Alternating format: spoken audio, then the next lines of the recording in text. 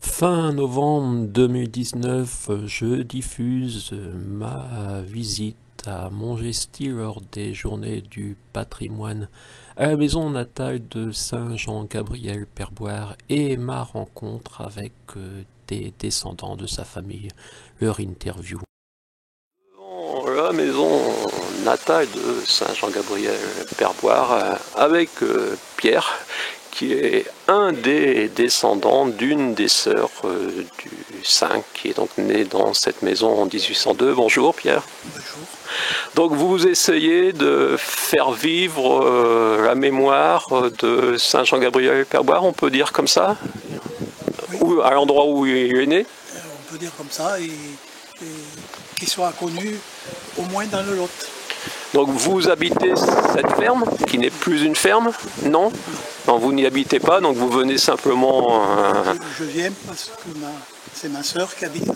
D'accord, donc cette maison qui a été construite, on va dire, après. Donc la maison vraiment de la naissance, c'est cette, on pourrait dire cette à la gauche avec le pigeonnier. Entrer dans la maison de Saint-Jean-Gabriel Perboire. Vous pouvez être dessus, je peux vous filmer sans problème.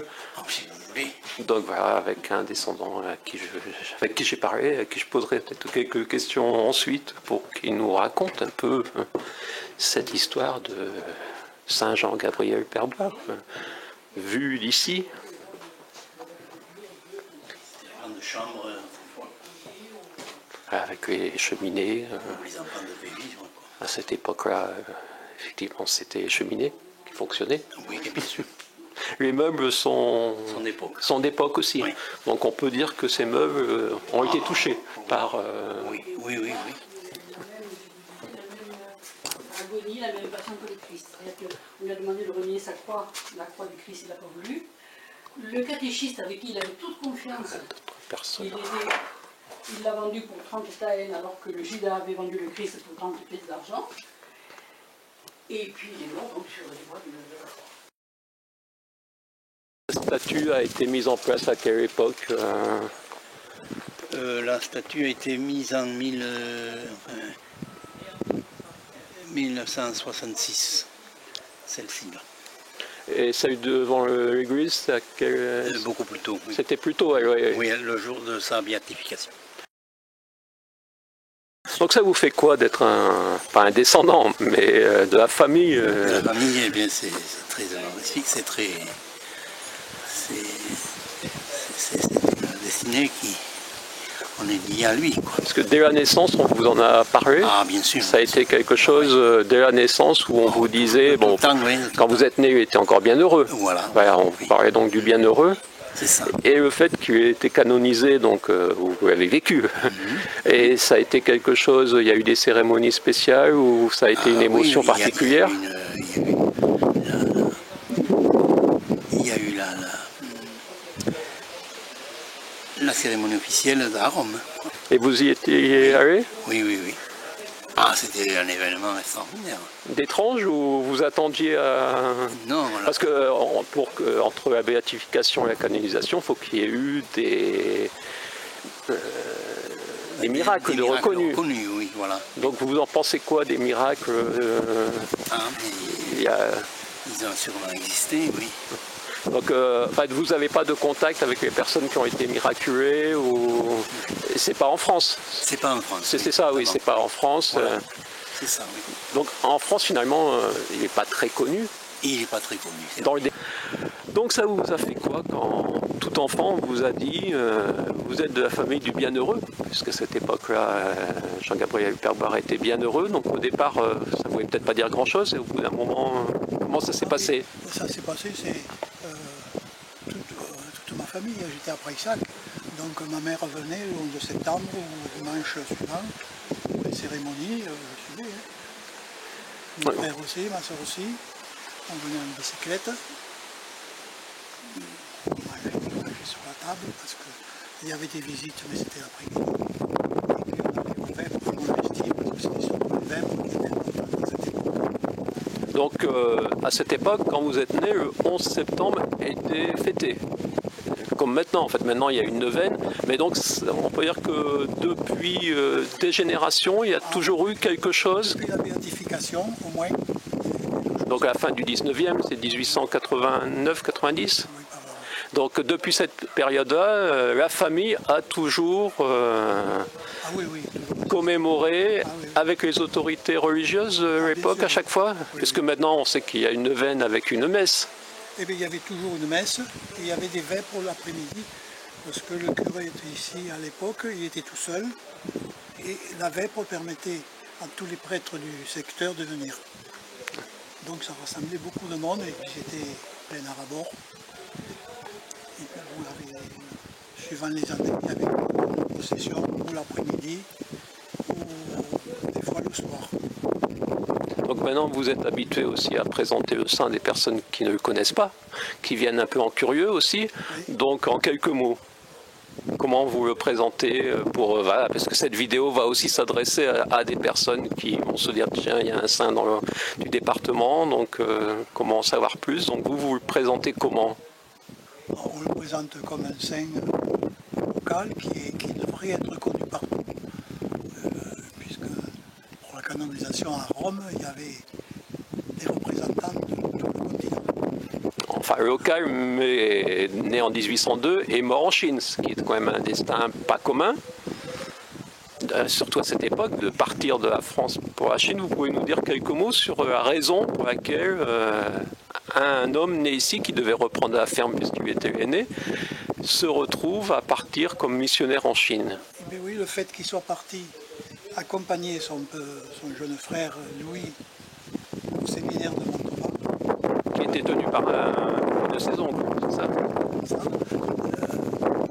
lui a permis déjà de continuer ses études, mais c'était un peu le but que le père avait fixé. Il va continuer du mois d'octobre au mois de mai, puis après je le récupère pour les venir.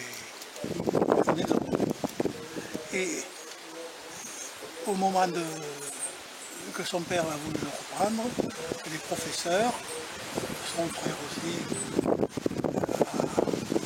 a demandé au père de Jean-Gabriel que c'est dommage qu'il arrête maintenant ses études. Il a dit qu'il ferait un très bon prêtre si vous voulez, mais au moins qu'il continue ses études, parce que c'est dommage de lui arrêter ses études vu qu'il était vraiment brillant. Le père a réfléchi, il est rentré. D'ailleurs, il était parti à pied d'ici pour aller à Montauban pour le rechercher. Et il est rentré à pied, sans son fils. Ils se sont écrits. Il avait demandé à son fils de lui dire s'il se sentait une vocation, s'il voulait continuer les études et il ne voulait pas le bloquer. Jean-Gabriel a pris ses distances en disant que si son père voulait bien, lui, il voulait bien rester. Et son père lui a répondu qu'il pouvait commencer à apprendre le latin. Donc les deux frères restent finalement à Montauban. Et continuent leurs études. J'allais dire chacun de leur côté, non, ensemble. Il y en a un qui a marché plus vite que l'autre, le jeune, il a marché vite aussi, puisqu'il a été prêtre avant son frère.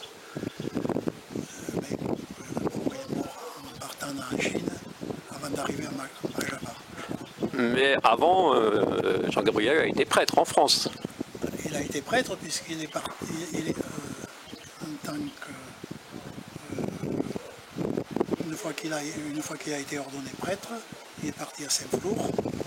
Avant de partir, voilà qu'il soit prêtre, disons, on l'a envoyé à Montdidier, dans de nouveaux collèges, où là il a fait un très bon travail, avec les élèves de la 6e à la 3e, je crois. Il est revenu à Paris, on l'a appelé prêtre, c'était le mois de septembre, on lui annonce qu'il part à Saint-Flour, qu'il est nommé professeur au grand séminaire de Saint-Flour. Il a tout juste le temps, il n'est pas revenu ici de Paris, il est parti à Saint-Flour. D'ailleurs, il est revenu ici une ou deux fois, à partir du moment où il est parti. Ses parents l'ont vu une fois à Cahors, je crois aussi, dans un trajet qu'ils étaient allés le voir à Cahors, c'est ça? Il partait de Montauban, et il allait à Paris, il passait par Cahors, Et comme il ne pouvait pas venir ici, il n'y avait pas le temps, c'est les parents qui sont allés, ils se sont rencontrés à Cahors, au grand séminaire. Et lui a eu cette envie d'être missionnaire ensuite. Oui, dès le départ à Montauban, il a assisté à une mission. À Montauban, ça se faisait beaucoup à l'époque, des missions à Montauban. C'est là qu'il a eu envie d'être missionnaire. Et il a dit à son oncle, je serai missionnaire. Et c'est à partir de là, bon, il avait un peu oublié, mais en fait, il a continué ses études. Et quand il a pris Saint-Flour, à Saint-Flour, dans le séminaire, puis après il a été responsable du séminaire, il a fait passer quand même de 60 élèves à 200. Il ne savait plus où mettre les élèves, c'était complet. Mais bon, il était fatigué, malade. Et il avait une santé qu'on disait fragile par rapport à son frère même, plus fragile que celle de son frère. Il a demandé, alors c'est là qu'il est venu. Il est venu au pêche. Et il n'est pas revenu à Saint-Flour, il est passé par Montauban, il est reparti à Paris, il était nommé directeur des vocations de jeunes prêtres à l'Ouest. Le voyage, il part du Havre. Le voyage pour aller en Chine, c'est départ du Havre. Ça dure 6 mois à traverser. Voilà, mais ça c'était plus tard. Oui, donc ouais, mais on ne peut pas reprendre toute sa vie. Donc Oui. voilà, on sait pourquoi il y a eu cette envie de devenir missionnaire. On sait qu'il part en bateau. Oui, mais oui, voilà. Il était à Paris et il a entendu parler qu'il y avait un bateau qui partait pour la Chine. Et là, ça lui est revenu. Il voudrait bien partir aussi. Le problème, c'est qu'il avait des refus partout. On ne le dit pas partout, mais tous ses supérieurs ont refusé. Surtout pour sa raison de santé. Le médecin, il a refusé, mais le lendemain, il a changé d'avis et il lui a dit qu'il pouvait partir. Donc il a fait les valises et ils se sont fait un adieu à Paris, à la rue de Sèvres, un adieu où il y a eu des témoignages qui sont revenus. Il y a eu d'autres prêtres qui ont témoigné ce départ. Et il y a un point qu'il a demandé au supérieur de le bénir avant de partir et le supérieur a dit non, c'est à vous à nous bénir à nous. Partez en Chine. Donc il y avait déjà, on pourrait dire, une aura. Si on veut. On peut utiliser ce terme, d'après ce que vous en avez eu, voilà, des témoignages pour vous, même déjà au moment de son départ, il y a déjà une certaine aura autour de lui. Oui, il y a plein d'élèves qui voulaient partir avec lui. Mais c'était pas possible. Donc il apprend que son frère est décédé. Il avait appris avant. Il le savait avant de Il partir. le savait, ça a été une motivation supplémentaire. Il a dit il est mort, il faut que je le remplace. Et là-bas, ça va durer 3 ans. Et ça va durer 3 ans. Il y a au moins 6 mois il a appris le chinois, il a trouvé que c'est difficile d'ailleurs. Et puis après, ils l'ont lâché, il n'était pas tout seul. Ouais. Il n'était pas tout seul et il a traversé la Chine, une partie. Et un jour, il se fait arrêter. Et voilà, un jour il se fait arrêter et il savait qu'il était suivi, il savait qu'il prenait des risques. Qui était une forme de hors-la-loi par rapport aux lois de l'endroit. Ah oui. Parce que les missionnaires chrétiens étaient interdits Voilà, d'entrer. il était interdit, il devait pas. Ils l'ont arrêté, bon, ça s'est mal passé. Donc il y a eu un procès qu'on peut dire pour l'époque chinoise que considère correct, mais qui peut sembler également très dur.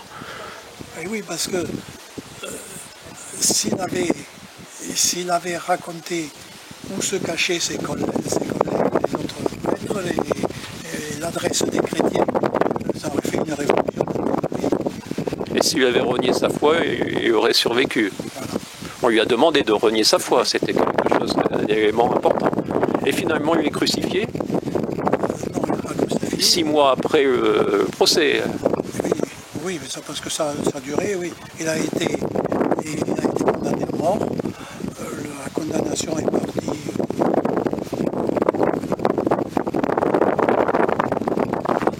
Aux organes centraux de la Chine. Là-bas, c'est dur, ça a mis un certain temps. Et dès que ça est revenu, le jour même, ils l'ont extrait de la prison. D'après le Chinois qui est venu dans le Lot et qui est décédé maintenant, ils nous disent que la croix qu'on lui présente, qu'on nous représente, n'a rien à voir avec ce qui était possible. Là-bas, d'ailleurs, s'il a été étranglé et on ne l'a pas attaché sur une croix, on l'a mis à genoux en l'air. Soulevant sur une forme de gibet plus Voilà, qu'une croix. Plus qu'une croix, voilà. Et ça, ce monsieur l'a dit, il y a eu des dessins, il y a eu, pour la canonisation, il y a eu plein de dessins, même à la cathédrale, qui montraient cette position qui était plus vraisemblable que l'autre. N'empêche que bon, ce qui a été fait, il n'y avait personne, il y avait un chrétien quand il a été... Après aussi on écrit qu'on a retiré sa robe, la robe qui servait juste, la robe rouge qui a servi juste pour le conduire. Non, je ne sais pas. Ce que je sais, c'est que le corps a été amené par les soldats dans un cimetière de prison de condamnés. Ils se sont arrêtés en route pour manger, pour boire un moment. Et les chrétiens qui les suivaient de loin avaient un cercueil plein de terre et ils ont échangé le cercueil. Et ce cercueil a été enterré dans un cimetière français. Auprès d'un autre missionnaire qui avait été également... Du Père Clé, je crois. Oui, ça doit être Clé. Oui. Auprès du Père Clé. Et par la suite, le corps a été rapatrié en France. En France, oui. Quand les choses ont été mieux. Mais ça a duré longtemps quand même, puisque même le corps en France, pour la canonisation, il aurait dû être canonisé beaucoup plus tôt. C'est les relations entre la France et la Chine qui ne permettaient pas cette cérémonie. Donc le corps se trouve à Paris encore. Vous savez ce que ça a été ramené à Paris, je crois. Donc, et c'est toujours c'est toujours à cet endroit-là. Il est là, et d'un côté il y a le corps de Jean Grébel, de l'autre côté du Père Clé. Donc le Père Clé a été ramené aussi à cette époque, en même temps. T'as fait la photo là? Après, il y a eu la canonisation, les prêtres. Donc vous avez participé, vous êtes allé à Rome? Je suis allé à Rome, participé. C'est vrai, il y avait beaucoup de monde. Et beaucoup d'azaristes, beaucoup de religieuses du monde entier. La cérémonie qui était la veille, qui réunit, ça se fait toujours, ça. Il y a une cérémonie qui se fait avec les lazaristes, le supérieur, le grand supérieur de tous les lazaristes de France, et la cathédrale ou une basilique à Saint-Pierre-hors-les-Murs. À Saint-Pierre de Rome Saint-Pierre, non, pas de Rome, hors-les-Murs. Dire hors de Rome. Hors de Rome, il y a une grande cathédrale, là, enfin une basilique. Et chaque fois qu'il y a une grande canonisation, la veille, il se fait quelque chose, j'allais dire, à l'interne, avant la grande cérémonie. Avant la grande cérémonie, oui. Le lendemain. Et puis le lendemain aussi. Donc c'était extraordinaire. Son message, voilà, son message est-ce qu'il y a un message particulier au niveau de ses écrits, quelque chose qui ressortait dans le message qu'il souhaitait transmettre, peut-être? Est-ce qu'il y a quelque chose qui vous a marqué? Qui m'a marqué, oui, ça m'a marqué chaque fois que je fais passer les vidéos. Une seule chose est nécessaire, Jésus-Christ. Donc c'était de suivre le chemin de Jésus. Voilà, chaque fois qu'il écrivait quelque chose, enfin, c'était ça. Il disait chaque fois. Il y a une seule chose est nécessaire, c'est Jésus-Christ. Le reste, c'est rien. C'est la poussière de l'époque. Voilà. Ben voilà, merci pour ce témoignage. On peut le voir.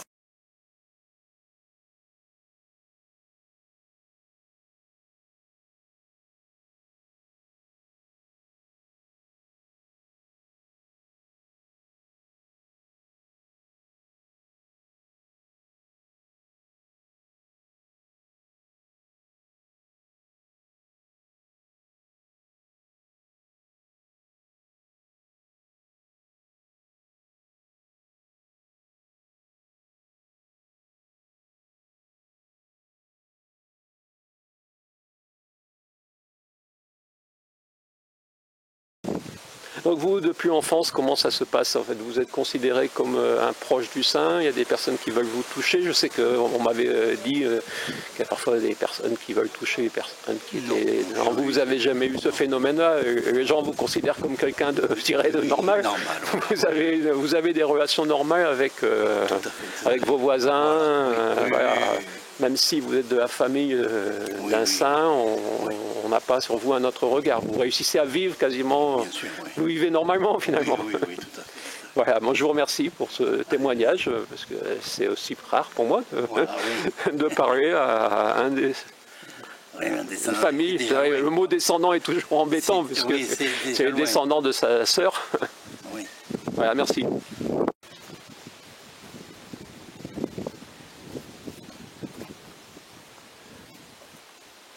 C'est donc la campagne de Montgesty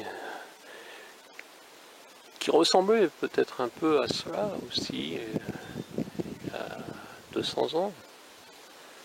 Bien sûr, les chênes ne sont pas bicentenaires. Ils ont connu 1956, peut-être ceux qui s'y trouvaient encore de cette époque, je ne sais pas. Et voilà, donc... et maison en pierre, avec les toits de rose.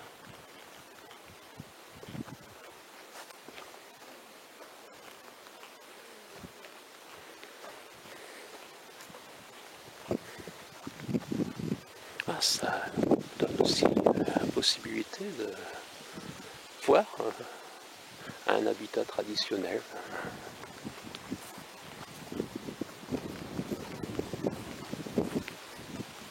Une grange.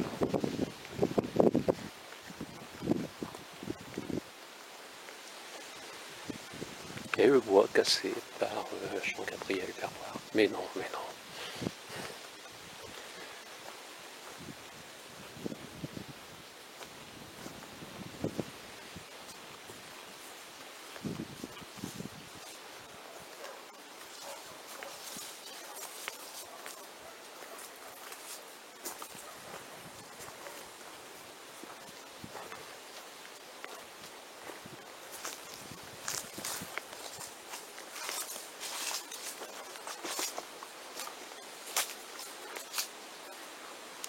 Et oui, il y avait même des noix ce jour-là.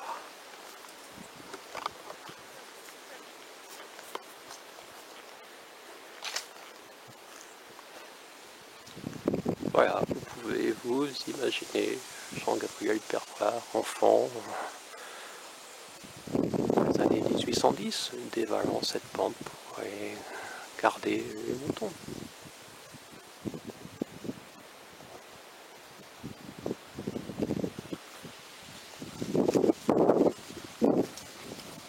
Le 6 janvier 1802, et oui, l'année Victor Hugo.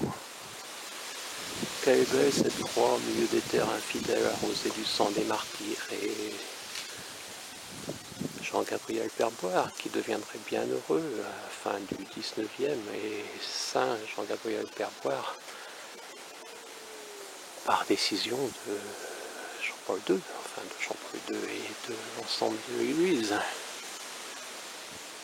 Voilà, donc j'ai pu visiter cette maison natale, parler avec les descendants d'une de ses sœurs.